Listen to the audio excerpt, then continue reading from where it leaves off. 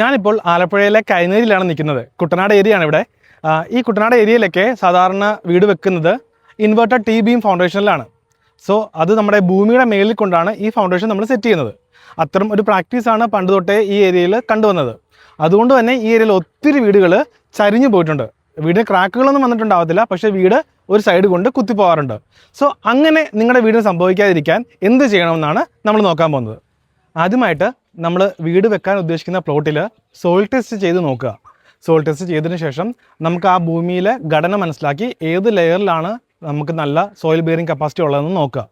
ഇവിടെ നമ്മുടെ കൈനേരിയിൽ ഞങ്ങൾ സോയിൽ ടെസ്റ്റ് ചെയ്ത് നോക്കിയപ്പോഴത്തേക്ക് നമുക്ക് എൻ വാല്യൂ 0, 1, 3 ഒക്കെയാണ് കിട്ടിയിരിക്കുന്നത്. സോ സോയിൽ ബെയറിംഗ് കപ്പാസിറ്റി ഒട്ടുമില്ലാത്ത ഈ ഭൂമിയിൽ ഞങ്ങൾ വിചാരിച്ചു ഇൻവെർട്ടർ ടി ഫൗണ്ടേഷൻ തന്നെ ചെയ്യാം എന്ന് പ്ലാൻ ചെയ്തു. അതോടൊപ്പം തന്നെ ഈ ടി ബീമിനെ നമ്മൾ ബൾബ് പൈൽ കൊണ്ട് അതിനെ ഭൂമിയിലേക്ക് കണക്ട് ചെയ്യുക. ഒരു ആങ്കറിങ് പോലെ ബൾബ് പൈലുകൾ 18ഓളം ബൾബ് പൈലുകളാണ് നമ്മളിവിടെ ചെയ്തിരിക്കുന്നത് 6 മീറ്റർ ഡെപ്തിൽ. സോ ഈ ബൾബ് പൈലുകൾ ഭൂമിയിൽ ചെന്ന് ഭൂമിയിൽ ഈ ഇൻവെർട്ടർ ടി ബീമിനെ ഭൂമിയുമായിട്ട് ഒന്ന് ആങ്കർ ചെയ്ത് നിർത്തും. സോ അതുകൊണ്ട് തന്നെ ഏതെങ്കിലും സൈഡ് കൊണ്ട് നമ്മുടെ വീടിന് അല്ലെങ്കിൽ ആ ഭൂമി സെറ്റിൽമെൻറ്റ് ഉണ്ടാകുകയാണെങ്കിലും ബാക്കി വശങ്ങളിലേക്കുള്ള ആ ഫോഴ്സ് ഒരു സൈഡ് കൊണ്ട് ഇതിനെ ഇരുന്ന് പോകാതിരിക്കാൻ സഹായിക്കും. മാത്രമല്ല ഈ ബൾബുകൾ 2 ബൾബാണ് നമ്മളൊരു പൈലിൽ കൊടുക്കുന്നത്. അങ്ങനത്തെ 18ഓളം പൈലുകളാണ് നമ്മൾ ഈ പ്ലോട്ടിൽ ചെയ്തിരിക്കുന്നത്. സോ ഈ 2 ബൾബ് നമുക്ക് ഭൂമിയിലേക്ക് സെറ്റിൽമെൻറ്റ് ഉണ്ടാവാതിരിക്കാനായിട്ട് ഒരു ഫ്രിക്ഷനായിട്ട് നമുക്കിവിടെ ആക്ട് ചെയ്യും. അപ്പം വീടിനെ മൊത്തത്തിൽ വീട് ഒരു സൈഡ് കൊണ്ട് ഇരുന്ന് പോകാതെ അൺഈവൻ സെറ്റിൽമെൻറ്റ് ഉണ്ടാവാതെ ഈവൻ ആയിട്ടുള്ള സെറ്റിൽമെൻറ്റ് മാത്രമേ ഇത്തരം ഫൗണ്ടേഷനുകളിൽ സംഭവിക്കത്തുള്ളൂ.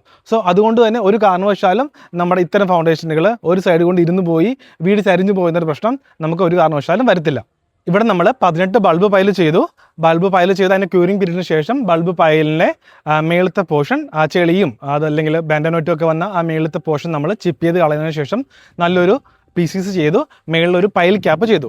ഈ പൈൽ ക്യാപ്പിൻ്റെ മേളിൽ ആണ് നമ്മൾ ഇൻവെർട്ടർ ടി ബീം ചെയ്യാൻ പോകുന്നത്. അപ്പോൾ ഇൻവെർട്ടർ ടി ബീമിൻ്റെ ലോഡ് നേരെ വന്ന് നമ്മുടെ ഈ പൈൽ ക്യാപ്പിലാണ് റെസ്റ്റ് ചെയ്യുന്നത്. നമ്മളത് എങ്ങനെയാണ് ചെയ്യുന്നതെന്ന് വെച്ചാൽ പൈൽ ക്യാപ്പിൻ്റെ വർക്ക് കഴിഞ്ഞ് കഴിയുമ്പോഴത്തേക്ക് നമ്മൾ ആദ്യം നല്ല കോറിമക്കും അതോടൊപ്പം തന്നെ നല്ല GSB ഗ്രാനുലാർ സബ് ബേസുള്ള GSBയും അടിച്ച് വൈബ്രേറ്റർ റോളർ കൊണ്ട് നമ്മൾ നല്ല രീതിയിൽ ഈ എൻ്റെ പ്ലോട്ടിനെ ഫുള്ള് പ്ലിന്ത് ഏരിയ ഫുള്ള് നമ്മൾ കോമ്പാക്റ്റ് ചെയ്തതിന് ശേഷം എവിടെയൊക്കെയാണോ നമുക്ക് ബീം വരുന്നത്, അതായത് എവിടേക്കാണോ ഭിത്തി വരുന്നത് അവിടെയെല്ലാം നമ്മൾ ഇൻവെർട്ടർ ടി ബീം കൊടുക്കുന്നുണ്ട്.